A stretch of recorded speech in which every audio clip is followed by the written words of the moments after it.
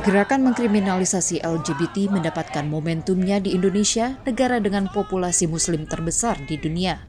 Meningkatkan kekhawatiran kelompok minoritas ini yang telah lama menjadi sasaran diskriminasi.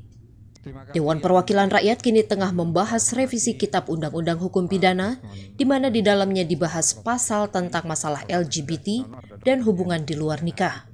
Hal ini berpotensi mengkriminalisasi pelaku hubungan seksual sesama jenis. Menteri Koordinator Bidang Politik Hukum dan Keamanan Mahfud MD tegas menyatakan dukungannya terhadap masalah hukum terkait LGBT di tanah air.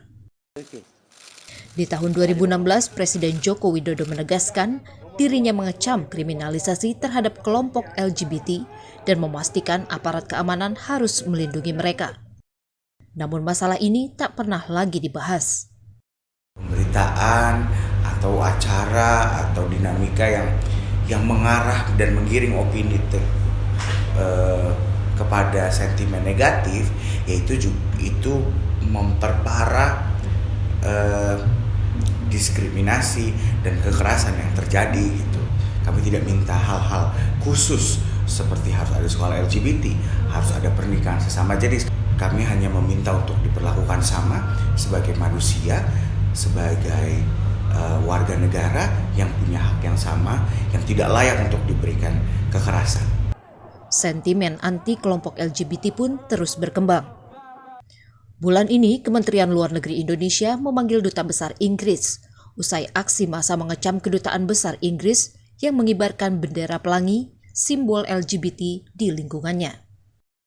Sebelumnya, YouTuber ternama Deddy Corbuzier terpaksa menghapus salah satu konten podcastnya berisi wawancaranya bersama pasangan menikah sesama jenis.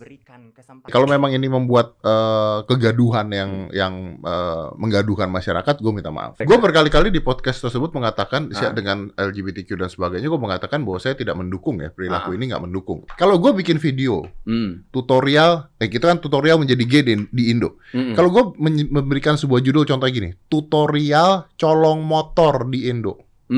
Tutorial mencolong motor di Indo. Pesan moralnya apa? Pesan moralnya adalah orang-orang yang nggak mau motornya kecolongan, tonton. Keputusan Deddy menghapus kontennya itu disayangkan pakar studi Islam dan gender. Sebenarnya posisi Deddy Corbuzier men-take down video itulah yang dianggap sebagai isu yang dapat merugikan atau berpotensi merugikan kawan-kawan LGBT gitu. Karena akhirnya seperti menormalisasi ketidakpenerimaan orang terhadap wacana-wacana LGBT sebagai isu yang pantas dibicarakan di ranah publik.